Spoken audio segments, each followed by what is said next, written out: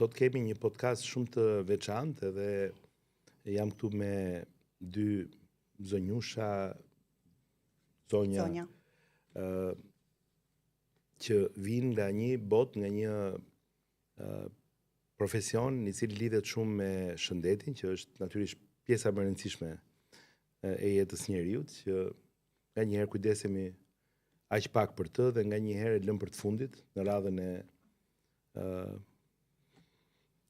e punëve dhe merakjeve që në jeta na përball, por që është vërtet shumë e rëndësishme dhe pale pastaj kur ka të bëjë me një interes publik më të gjerë, që është një komunitet i tërë, siç është rasti i doktoresh Leonora Morina, që është prej 12 vjetësh në qendrën mjekësore të kombinatit, qendrën shëndetësore atje, e cila ka njohur një përmirësim në vitet e fundit dhe që kushtet i ka shumë më të mira se sa kanë qenë përpara, që ka mbaruar për mjekësitë të përgjithshme dhe pastaj është dhe specializuar për onkologji, por që nuk e ka ushtruar onkologjinë, por që të ndihmon shumë në punën tënde si mjeke familjare. Dhe që je një personazh shumë i dashur dhe shumë i rëndësishëm për shumë prej banorëve të kombinatit, dhe që të falenderoj që ka ardhur në Ju Flet Kombinati, që është podcasti juaj, pra i njerëzve të kombinatit, që është një tryezë ku ne flasim për gjëra konkrete, punë konkrete, halle konkrete, jetën konkrete të një qyteti brenda kryeqytetit, i kemi thënë ne.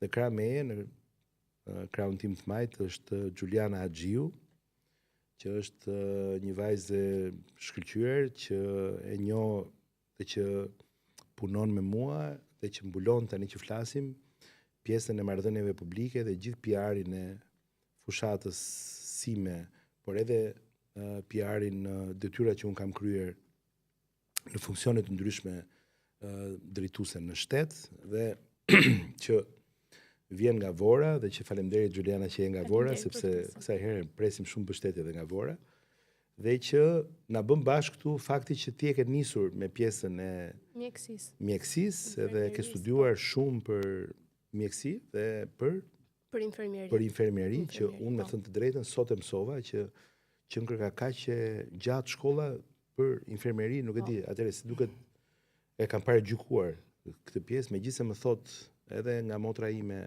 e vogël, pra që është më e madhe se unë, por që është motra e vogël nga dy motrat që kam, që është në Kaliforni dhe është ndihmës mjeke dhe ajo atje, dhe Nipi, që është djali i saj dhe ai ka një specializim atje për infermieri dhe ndihmës mjek, nuk e di këto të dyja a bëjnë sens si po them.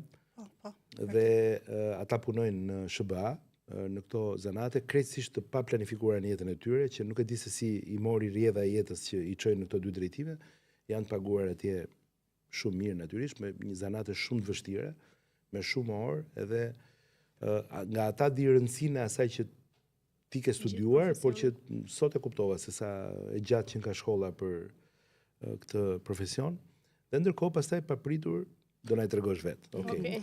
Dhe ndërsa siç e tha dhe ju, për të qenë mjek edhe për të qenë shëruesi dhe mbrojtës i jetës, shkolla nuk ka kuptim në vite, është që gjithë jeta është shkollë. Është në edukim të vazhduar, kështu që është e pafund. Dhe duhet studimet janë të pafund për një mjek, një infermier, po çdo personel shëndetësor. Tani, më thoni nga ju që jeni në kombinat, jetoni aty. Po. Unë jam Leonora Morina, jam mjeke familje në qendrën shëndetësore 6 në kombinat. Unë jap shërbim për rreth 3000 banor të kombinatit dhe punoj si mjeke familje pranë kësaj qendre prej 11 vitesh. Siç u thash, unë e thash 12. Po, ja, 12 vite jemi futur, kështu që jemi okay. Kam mbaruar specializimin në degën onkologji, por aktualisht punoj si mjeke familje pranë kësaj qendre. Unë ushtroj profesionin si mjeke familje dhe këtu dua të them që roli mjeku i familjes ka një rol shumë të rëndësishëm në sistemin shëndetësor, pasi ai konstaton shërbimin parësor dhe të vazhdueshëm tek këtyre pacientëve. Të jesh mjek nuk është thjesht të njohësh trupin e njeriut, të jesh mjek do të thotë të kesh empati, të kesh durim, përkushtim, komunikim, bashkëpunim dhe të jesh i aftë të përballosh situata të ndryshme, pasi mund të ndodhë që të jesh përballë një çështje jetë vdekje me pacientet dhe du të japësh drejtim. Kështu që dhe sa në mënyrë direkte sa familje janë në përgjegjësinë tënde, në kombinat ose njerëz? 3.000 banor. 3.000 banor. 3.000 banor, nga të cilët 600 janë kronik, të cilët ndiqen muaj për muaj pranë mjekut të familjes, pra marrin shërbim shëndetësor, marrin receta me rimbursim, kontrolle të vazhdueshme. Edhe thua kështu si pa gjithë keqe fare, me një qetësi të paparë. Domethënë, je përgjegjëse për kaq shumë njerëz, edhe kur ka situata që mund të jenë më të rënduara, viroza, pandemi, mendo se çfarë. Në fakt e them me pa mu dridhur qërpiku, pasi e kaluam një situatë shumë të vështirë me pandemin, situatën e Covidit, dhe aty tham, boa doja dalim, por ja që ja dolëm dhe ajo na dha kuraje dhe forcë për të vazhduar përpara dhe tani ndjehemi më të fortë se kurrë. Okej. Tani, ata që më ndjekin mua, Gjuli, kuptojnë shumë mirë që për çfarë jemi duke folur. Ne jemi punëtorë dhe mbahemi që jemi të suksesshëm në atë që bëjmë, kudo që kemi punuar, bashkë kemi shumë vite, besoj tani u bën 5 apo për 6. Jemi në vitin e 6 punojmë bashkë. Edhe ti aq afër me në kuptimin e gjithë marrëdhënies që kemi për punën, edhe më njeh gjithë huqet, e gjithë defektet, e gjithë problemet e mia, e padurimin tim, maninë time për detajet e ndonjëherë ti e ke drejt, unë kam gabim, po gjithsesi në përgjithësi bëhet ajo që dua unë. Po fakti që na lavdrojnë shumë për PR-in ton dhe në përgjithësi për mënyrën tonë të komunikimit, një nga cilat është edhe kjo që po bëjmë sot, që gjeti miratimin tënd dhe që ne e vumë në jetë bashk. Tani e në instrumentin dhe në si themi armën që ke krijuar vetë, je vetë e ulur këtu në podcastin e ekipit të PR-it të Gonxhes, që ti vetë je duke marrë pjesë në të dhe duke ndarë me ne diçka për veten tënde, se s'tem dot gjithçka, po diçka për veten tënde se si, domethënë, tani u zbulua misteri. Gjuli është personi që bën mundur në më të shumtën e gjës suksesin e PR-it të gjithë punëve që unë kam bërë deri tani dhe të komunikimit që ne kemi pasur. Ai mund të ketë pasur problemet e veta, po unë jam krenar se është një nga komunikimet më të sinqerta, më të vërteta, më afër natyrës së drejtuesit që kam qenë unë, dhe më afër punës reale që ne kemi bërë. Unë të falenderoj publikisht, edhe e di që nuk i laj dot gjithë mëkatet e gjithë streseve që të kam shkaktuar, edhe të disa herëve që më ke dhënë duart për të më thënë që mund bëj edhe në një punë tjetër në jetë, në qoftë se unë do vijoj të bija në qafë, por prapë është interesante lidhja mes faktit që ke lindur si një themi njeri që do doje të kishe profesion kujdesin ndaj shëndetit, dhe ndërkohë po kujdesesh ndaj institucionit dhe ndaj të gjithëve, dhe ti vetë ke kaluar pandemin, ke kaluar pjesën e asaj sfide. Ne nga pandemia u njohëm edhe bashk. Po? Ne nga pandemia u njohëm edhe bashk. Se këtu nisi, atë fillo. Nisi nga Covidi, nisa në DPSHTR si përgjegjëse për shëndetin në punë.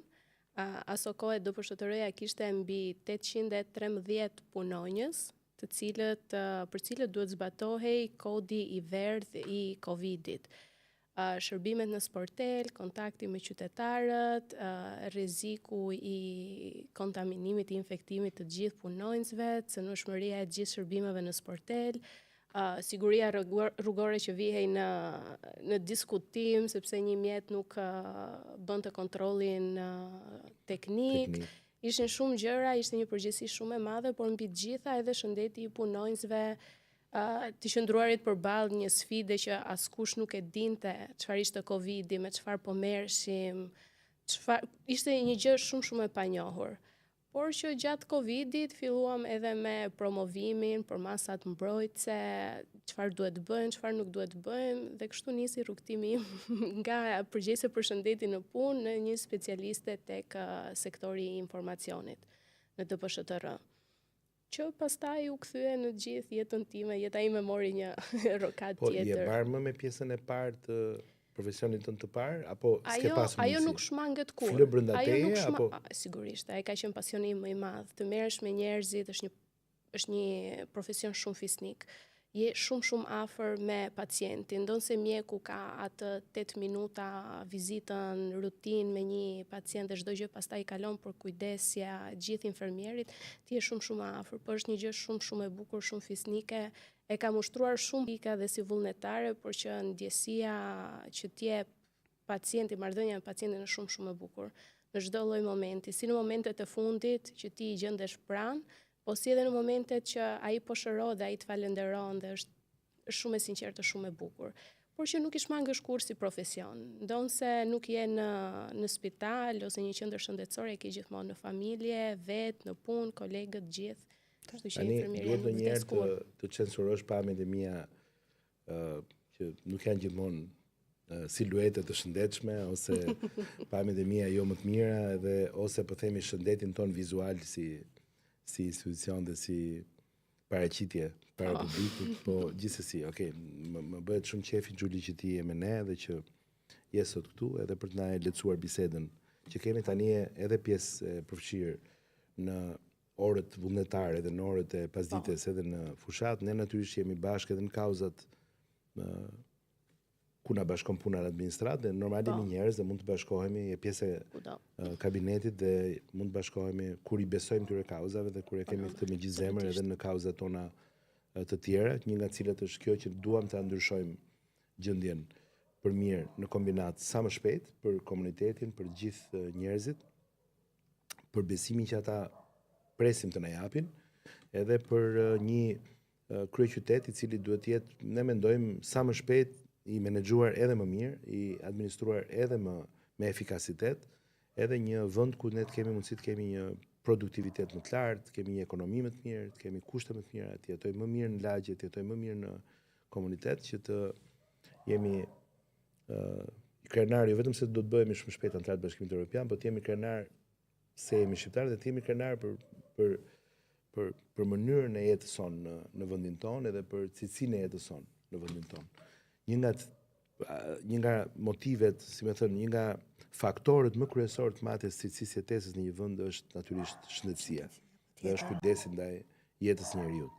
Kështu që ta jap prap fjalën që të na futesh pak më brenda në problematika dhe në gjithë situatën e zonës ku bëhe bashkë edhe njësinë 14, edhe Kasharin, edhe Vaqarin, edhe zonat që kemi afër, që janë 2-3 njësi administrative për nga Ndroqi, Peza e tjerë, sepse besoj të gjithë këta në një farë mënyre drejtohen shpesh tek ju. Po.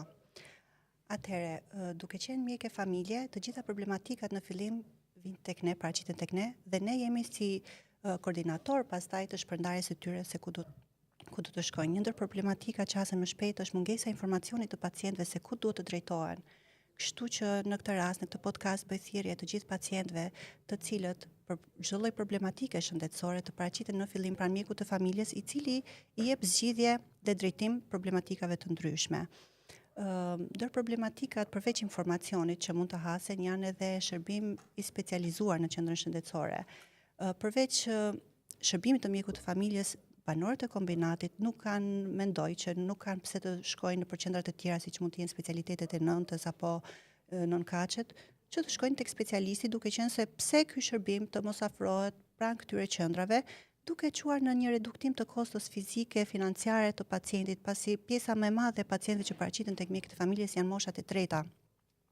Dhe ato nuk kanë mundësi, domethënë, të bëjnë udhëtime të gjata për të shkuar tek specialisti, ndërkohë që ky shërbim mund t'i ofrohet pranë qendrës shëndetësore 6 dhe do ishte një gjë shumë e suksesshme për ne dhe për banorët e kombinatit. Dhe në rast se do kishte një kujdes më të shpejt, një gjetje kapje të rasteve më shpejt, do evitohesh edhe hospitalizimi. Po, trajtimi është i shpejt dhe hospitalizimi reduktohet numri i shtrimeve, sepse të gjitha shtrimet vinë si pasojë e neglizhencës nga ana pacientit, mungesa e kohës, mungesa e kapjes në kohë të problematikave të ndryshme. Prandaj, nëse ai paraqitet direkt tek mjeku i familjes dhe nga mjeku i familjes konstatohet te kush specialist duhet shkojë ky pacient në varësi të problematikës që ai ka, bëhet diagnostikimi i hershëm, trajtimi dhe nuk ka nevojë pacienti pastaj të shtrohet.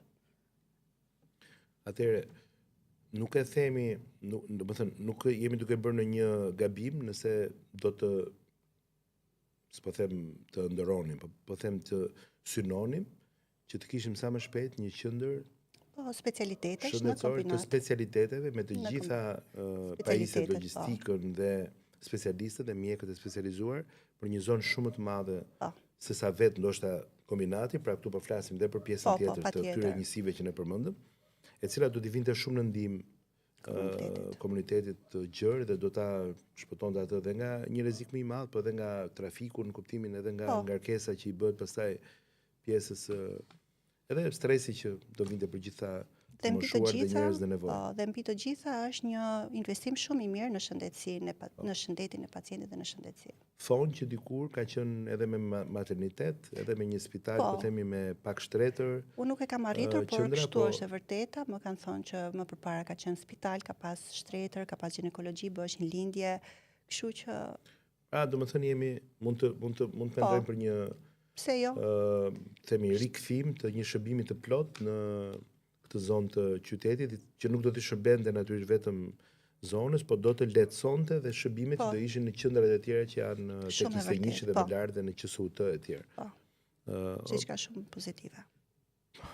Megjithatë prapë ju dukeni shumë e qetë në atë që bëni dhe në atë që thoni dhe Shiko, unë jam i gëzuar në raste sepse nga gjithë problemet dhe sfidat që ka zona, që unë dëgjoj në takime të ndryshme, në fakt nuk ka ankesa për shërbimin shëndetësor, nuk ka ulërima, të themi, siç kemi për disa për shërbime të tjera që s'ka nesur mirë, një pjesë e pronave, një pjesë e problemeve, një pjesë e infrastrukturës, një pjesë e disa halleve të tjera që lidhen me jetën e përditshme. Në fakt nuk ka ankesa për shëndetësinë, duhet ta them të gjë. Përveç vetëm distancave që thamë që disa prej tyre edhe në 114, po edhe këtu do donin të kishin më shumë specialistë dhe specialitete. Kjo është ajo që kërkohet, domethënë sepse kujdesi shëndetësor parësor nuk ju ka munguar në asnjë moment dhe ne jemi munduar pavarësisht kapaciteteve tona të ofrojmë dhe shërbime, duke qenë se unë jam mjeke përgjithshme, por jam specializuar për onkologji dhe jap këtë lloj kontributi, duke lehtësuar dhe pjesën onkologjike, domethënë një lloj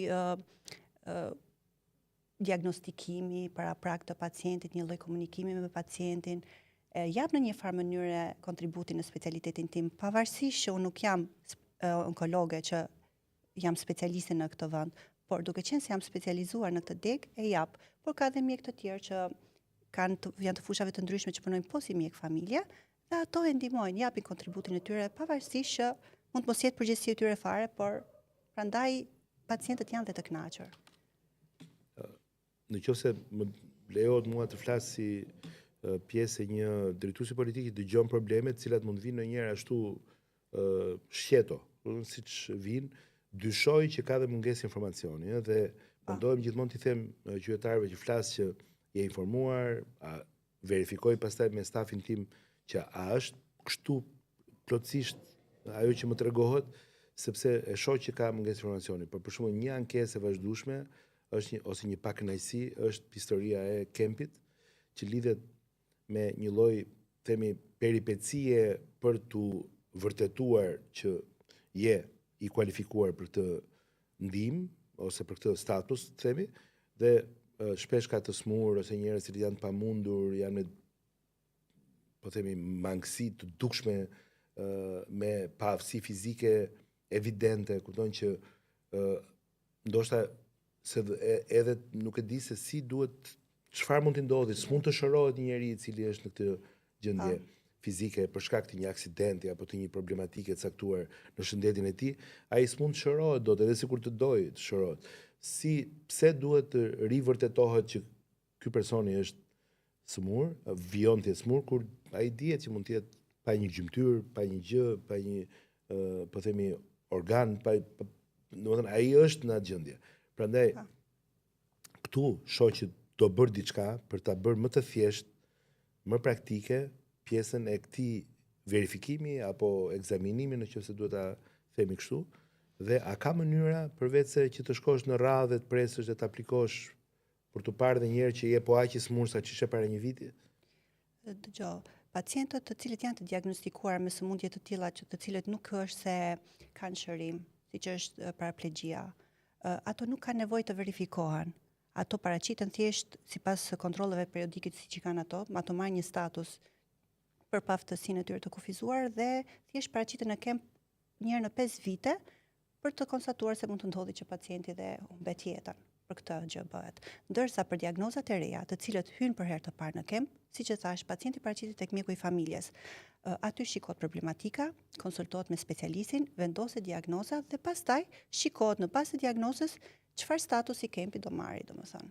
Në qoftë se është i përkohshëm, aty ai patjetër duhet të paraqitet për kontrolle periodike, ndërsa në statusin e përhershëm nuk ka nevojë. Po ka ankesa që janë në gjendje, të themi, të pakthyeshme,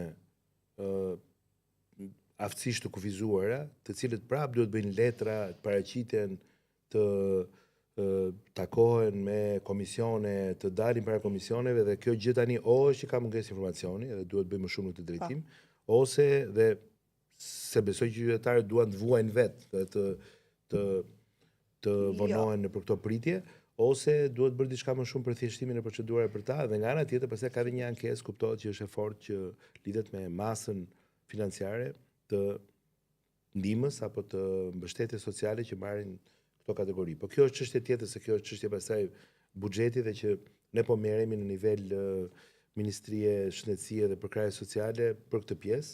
Ajo që të shqetëson është kjo pjesa e kempit, biles kam dëgjuar disa herë që ka patur rishikim të statusit dhe zvoglim të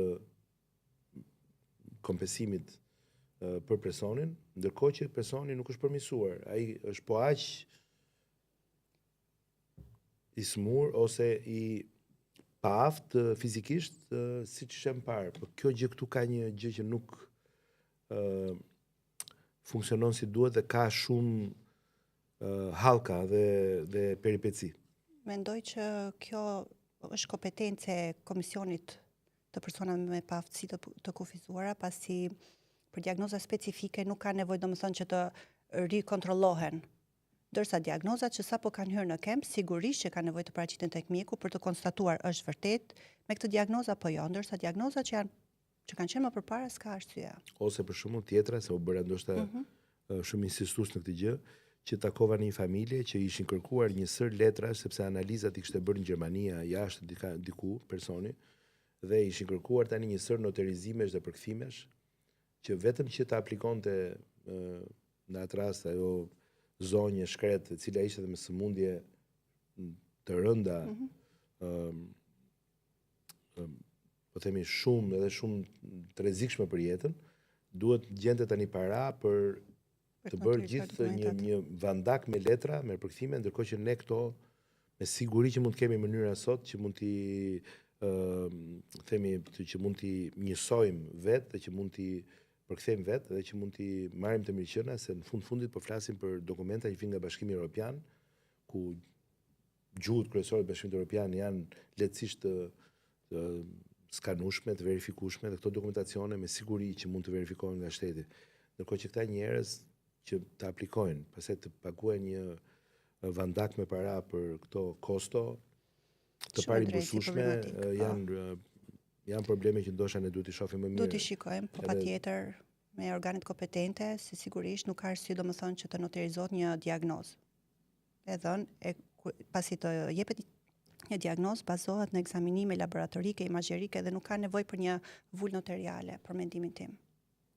Edhe për këtë ju falenderoj, Gjuli, për diçka në lidhje me cilësinë e medikamenteve dhe ilaçeve dhe standardet, dhe edhe këtë e kemi dëgjuar shpesh në disa prej takimeve që i blem ilaçet vetë më të shtrenjta, nuk ishin të kënaqur me një pjesë të ilaçeve që ishin të rimbursuara, ose nuk ishte ilaçe diku. Pra edhe kjo del tek tuk në komunitet, në takimet tona, del si problematik, po ajo që të shqetëson në radhë të parë është njerë cilësia e asaj që marrim si medikament, edhe qytetarët shpeshherë kanë këtë mungesën e besimit tek medikamentet që janë shqiptare, që janë kompani farmaceutike shqiptare që i prodhojnë edhe i tregtojnë. Por në momentin që medikamenti ka vulën, ka plotson të gjitha kriteret, standardet për atë medikament që është, ai është i njëjtë. pavarësisht firmës, pavarësisht emrit, ai është po i njëjti medikament. Por një fenomen tjetër që mund ta përmendim këtu është fakti që shumë qytetarë paraqiten direkt në farmaci dhe marrin ilaçe pa recetën e mjekut. Në këtë mënyrë ata krijojnë edhe një farë imuniteti ndaj atij lloji medikamenti dhe kjo mund të rrisi edhe pakënaqësinë e tij ndaj këtij medikamenti, sepse thotë ai nuk më bën efekt, ai nuk është i mirë, mua më bën efekt ky tjetri, por ndërkohë ai ka krijuar një duke e përdorur pa recetën e mjekut dhe duke përdorur si duket në doza të ndryshme. Në doza të ndryshme të pa këshilluar nga mjeku. Kështu që dalim tek ajo që edhe doktoresha tha që në fillim që çdo qytetar për çdo lloj ankese më e vogla e mundshme qoftë ajo duhet të paraqitet direkt tek mjeku i familjes, sepse ai mund të kalojë në mbidoza të medikamenteve të ndryshme që mund t'i shkaktojnë pastaj edhe efekte të parikthyer, sepse edhe qoftë një mbidozë me paracetamolin jep shumë efekte në organe që t'i kthehem edhe Xhulit për pjesën e vorës, sepse në fundit Xhuli janë zgjedhje qarku, kështu që nuk është se bëjmë gabim të kuptojmë që në krahasim me problemet që kemi në kombinat, si është tek ju dhe janë të ngjashme mungesat ose synimet edhe ato që komuniteti kërkon dhe atje? Po, pak a shumë të ngjashme. Mungojnë mjekët specializantë, specialistë. Qytetarët janë të detyruar të vinë në Tiranë për të bërë shërbime të tjera, për të marrë. Pra, ty tek ju qenë kërka pak më është pak më po, problem. Sepse duhet të lëvizim pak më larg. Pra, është e njëjta gjë, pra është po thuaj se e njëjta strukturë, por ndonjëherë mund të mungojë në një mjek ose mund të duhet që për disa prej shërbimeve të vjetë në Tiranë. Po, edhe Vora është zonë e madhe dhe besoj që do ishte e rëndësishme që të shikohej dhe për atje një plotësi, të themi, i një qendre. Natyrisht ne mund të kërkojmë edhe shumë gjëra, unë nuk jam i kësaj fushë, por dua që të përcjell të shqetësime dhe prandaj jeni këtu që dua ta di dhe ta përcjellim si problematik, çdo lloj gjëje. Edhe e thon siç është, pa zbukuruar fare realitetin. Ndërkohë, situata atje tek ju dhe më duket se u bët edhe kampion të superiores, edhe automatikisht hyt në ju bët kampion të kategorisë së parë dhe pastaj u bët automatikisht pjesë e superiores, edhe keni festën në datën 20, kemi festën. Të Vora Futboll Klub. Dhe kam përshtypjen se u bët me 2 javë përpara se të mbaronte kampionati, kampion. Edhe tani nga Juve varet Kavaja apo Flamurtari, kushdo hyn në superiore. Për herë të parë në historinë tuaj, në një projekt vetëm 3 vjet më thanë, që prej momentit kur nisët, Juve arritët të hyni në superiore dhe t'jeni tani gati. Do të thënë me ëndra për të marrë dhe një vend për Champions League. Pse jo? Do të jetë një festë shumë e madhe, një festë shumë e bukur që të gjithë banorëve u ka munguar, ata sfundmi janë futur edhe në shtëpiat e reja që pas rindërtimit të tërmetit. U ka munguar një gjë që t'i mbledhi që gjithë në mes të sheshit qytetit, ka qenë gjithmonë prej vitet të fundit ka qenë vetëm një kantier ndërtimi i gjithi, kështu që presim edhe do të gëzojmë që gjithë bashkë me çunat. Po për jetën tënde që s'ekziston, po, praktikisht. Që e 24 orë në punë. Po. Si bëhet? Pra, na tregon edhe pak të pjesë sepse i ndërthurin të dyja. Juve jeni mjekë dhe nuk diskutohet dhe jeta juaj është shumë e kompromentuar nga pikpamja orare, me siguri që keni shumë impenjim. Gjithë kohës, përveç orarit të punës, punojmë dhe ekstra orarit të punës nëpërmjet telefonit. Pacientët kërkojnë këshilla mjekësore dhe nëpërmjet numrit të kontaktit, i cili qëndron tek portali çdo pacienti. Kështu që nuk ka kohë. Dhe je detyruar ti përgjigjesh dhe në kuptimin që nuk mund t'ja mohosh të gjë. Jo, i detyruar, por vetë profesioni të detyron. Kështu që je i detyruar në një farë mënyra. Nuk e di, jeni vërtet heronj, sepse unë e di dhe me kontaktet që kemi me mjekët dhe jo se jam njeri i njohur, po s'më ka bërë ndonjëherë vaki në një mjek që na është dashur të mos hapi telefonin ose të mos përgjigjet edhe të mos bëhet, nuk e di, unë nuk besoj se ekziston kjo sjellje, besoj jashtë. Nuk besoj se jashtë mjekët të hapi telefonat ore pa orë. Mjeku në momentin që mbaron orari, ikën edhe nuk e shikon më, ndërsa ne jemi tërkohë në shërbim. Ne me ziu kemi edhe unë uroj që të mos kesh asnjëherë në plan ikësh dhe të përmirësohen sa më shumë edhe kushtet tuaja për motivimin që vjen mes pagës, për gjithçka tjetër. Unë do doja të ndaja 2-3 informacione shumë shkurtimisht, se nuk dua të flas unë, dua të flisni ju, por që po bëjmë çmos që të ndërtojmë një plan të ri për strehimin, një plan të ri për familjen, një plan të ri për kreditë profesionistëve dhe familjeve të reja. Nuk e di si jeni me këto statuse, se nuk i di statusin e familjes suaj, që të bëhet e mundur që të jetë sa më e lehtë në Shqipëri marrja një kredie për shtëpi me kosto të ulët, me interesa të ulta dhe me garancinë natyrisht që të kemi një kontratë pune në Shqipëri për këta persona, natyrisht studentët ekselent, edhe një pjesë atyre që kthehen nga diaspora, që duhet thënë, dhe nuk e di a më ndihmon kjo gjëja, na ndodh që dëgjojmë shumë shpesh histori të djemve dhe qytetarëve që kthehen nga vende si Gjermania e tjerë në gjendje edhe depresive, Është e vërtetë. që nuk riintegrohen dot kollaj kur vinë, atje nuk integrohen dot, por nuk integrohen dot më ashtu kur kthehen. Edhe kështu që duhet bëhemi gati edhe për një val që ne presim që do të kthehet nga diaspora tashmë përsëri në Shqipëri, duhet t'i ofrojmë kushte. Dhe pra thënë kjo për pjesën e strehimit, besoj që është shumë e rëndësishme për familjen, se duhet të rrisim dhe lindshmërinë. Dhe një pjesë tjetër pastaj ka të bëjë me aftësimin, me tregun e punës, me profesionet, me gjithçka çfarë ne po bëjmë, që ne të kemi specialitete, po edhe s'është e thënë gjithmonë mjek, doktor dhe themi profesionistë të niveleve më të larta, po edhe të niveleve të shërbimit ose të niveleve të kujdesit që kërkojnë të institucionet shumëta që po bëhen të reja në infrastrukturë dhe në anën fizike, po që duan të gjitha të mirë menaxhohen edhe në kuptimin administrativ, edhe në kuptimin ekonomik, edhe në kuptimin teknologjik. Pra mund të jenë edhe shumë inovative një pjesë e madhe e pajisjeve që vinë, të cilat duhet të përdoren jo vetëm nga mjek, por edhe nga ata që i mirëmbajnë dhe kujdesen. Të gjithë këto specialitete duhet i përmirësojmë në sigurimin e tyre. Shqipëria po zhvillohet, po ka një turizëm të zgjeruar, ne po lëvizim tani, po dalim nga zonat intensive të turizmit, po shkojmë dhe më thellë, duhet kujdes mjekësor kudo, duhet kemi mjek edhe në zonat e fyera apo rurale etj, kështu që po punojmë shumë në këtë drejtim për një Shqipëri që brenda pak viteve të jetë shumë më lart edhe në këtë drejtim.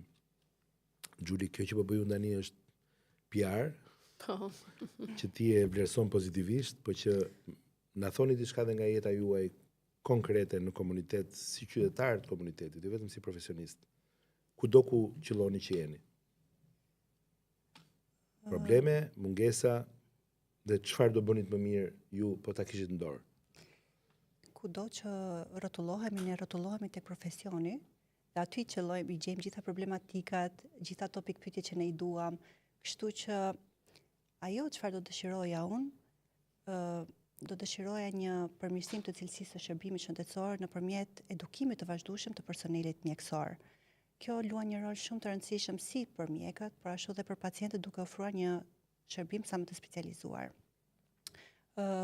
Përmirësimin e teknologjisë, futjen e aparaturave të reja në qendra shëndetësore në mënyrë që dhe ne të na lehtësohet puna dhe shërbimi të jetë sa më cilësor ndaj pacientëve. Po ashtu dhe krijimin e specialiteteve, si cituam dhe më lart, specialitetet brenda qendrës shëndetësore, e cila ofron një ndihmë të madhe në trajtimin e pacientëve, diagnostikimin në kohë të tyre dhe reduktimin e shtrimeve në spital. Këto janë problematika mjaft të rëndësishme, pasi ne, siç e cituam, nëse nuk kemi shëndetin, të parin, të tjerat pastaj nuk kanë vlerë.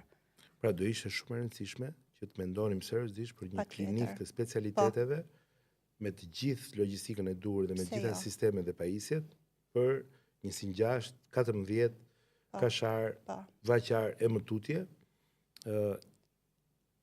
dhe pse jo dhe një seksion me mundësi për të shtruar, dhe pse jo dhe një kujdes ndaj pjesës spitalore, të themi të një ndoshta fillese të një materniteti ose të një kujdesi ndaj lehonave dhe nënave të reja. Është shumë e rëndësishme për mendimin tim. Unë nuk jam i fushës dhe nuk e di, këto që po them ndoshta mund të jenë, si themi, po në kuptimin e drejtuesit politik për këto zona që fola, mund të guxoj që të kërkoj dhe të rrisë kërkesën për këtë që po flasim, që natyrisht do ta konsultoj dhe me kolegë tjerë dhe me kolegen ministren Albana Koçiu të Ministrisë së Shëndetësisë, edhe me kolegë tjerë, në mënyrë që ta kuptoj dhe më mirë mundësinë reale të këtij, po themi, plotësimi të këtij premtimi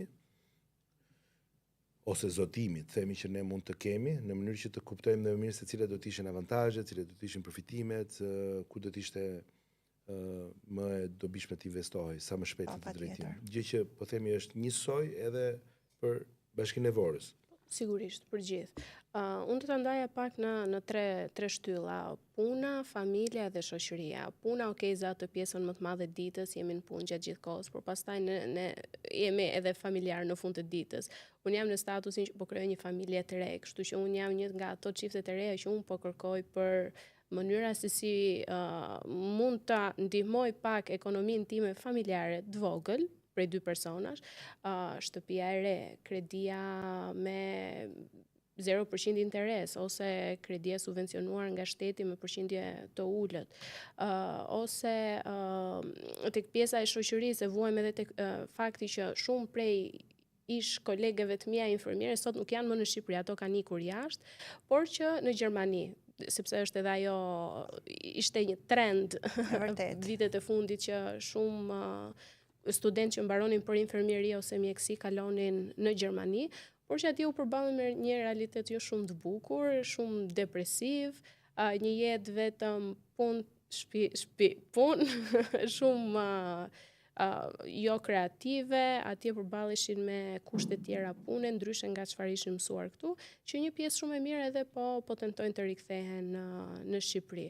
Por që edhe kjo është një pjesë që na prek, sepse normalisht i je me disa persona, shoqëria, u mbasin kontaktet, u mbasin gjitha, dhe kur i kthehen pastaj përballen me një realitet tjetër, ndryshe nga Shqipëria që lanë, ndryshe nga Gjermania, edhe gjitha pjesët tjera dhe bekimet që Shqipëria ka, jo moti e gjitha pastaj. Edhe ato s'patën fatin që të studionin për marketing. Jo. Në një moment jetës tyre që të kalonin në të njihnin në një tjetër zanat si ai që ti bën sot. Mirë, unë prap ju shoh juve që jeni shumë pozitive. Domethënë, nuk është se jeni shumë kritike me realitetin. Edhe e tham, ju jeni gjithkohon në punë, ndoshta akoma nuk keni bërë akoma që të kërkoni edhe më shumë për familjet tuaja. Unë do t'i shtoja reformës dhe paketës së strehimit.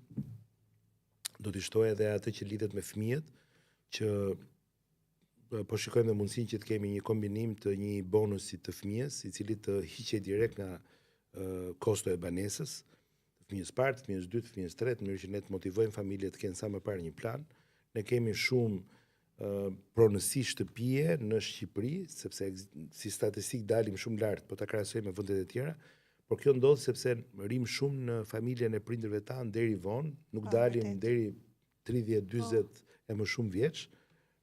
Pikërisht sepse ndoshta ka qenë më e vështirë, dhe sidomos vitet e fundit për shkak të çmimeve dhe zhvillimit ekonomik, ka shumë që blejnë shtëpi nga jashtë, ka të huaj, ka turist, ka nga ata diasporës të cilët nuk e kanë problem ndoshta me këto çmime të blejnë shtëpi në Shqipëri, por ndërkohë ka qytetarë këtu që të çmime vuajnë, edhe që çmimet i rëndojnë. Sidomos për profesionistët e sistemit shëndetësor, kjo është shumë e rëndësishme, pasi ne na duhet gjithë kohës të jemi në edukim të vazhdueshëm që na kërkon kosto financiare. Dhe kjo ndikon në xhepat tanë për të grumbulluar një lek për të blerë një familje, një shtëpi apo diçka. Dhe vumre edhe në programin ton të strehimit me interes zero si kredi, që kur ishte për administratën, në këtë rast ju mund të ishit pjesë, po themi, e këtij aplikimi, vumre që ka vështirësi që, mund ta fitosh të drejtën, po pastaj është vështirë të gjesh një banesë me këtë çmim. Kështu që do duhet të zgjidhim këtë problem që lidhet me shtëpi të bëra dhe me kosto të ulët, shtëpi të mira të bëra me kosto të ulët, po punoj me ente kombëtar të banesave, edhe me ato bashki që kanë ndërmarrje të strehimit.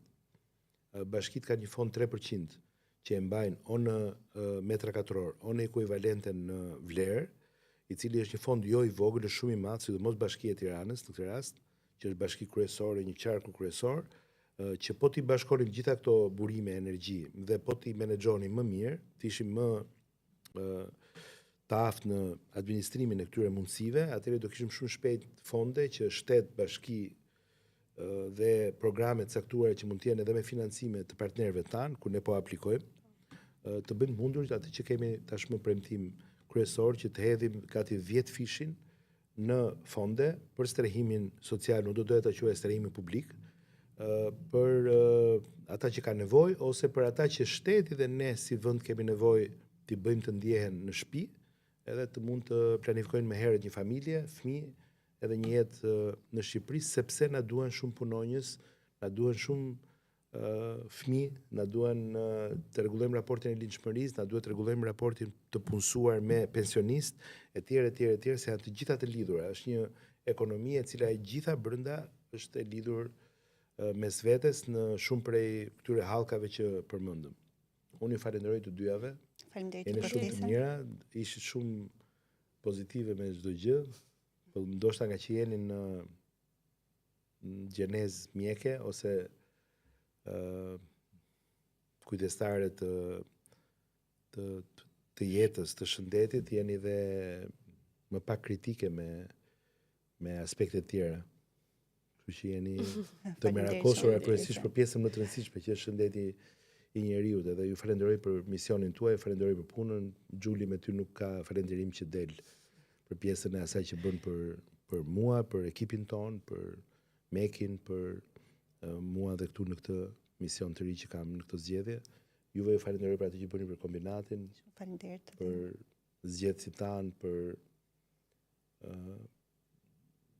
dignitetin që profesioni juaj përfaqëson tek njerëzit, ata kanë një vlerësim shumë të lartë për ju. Një nga arsyet pse jeni e ftuar, është sepse emrin tuaj më kanë përmendur për mirë në shumë vende, në shumë familje, edhe jo, është, ju falenderojmë ne juve. Faleminderit. Faleminderit.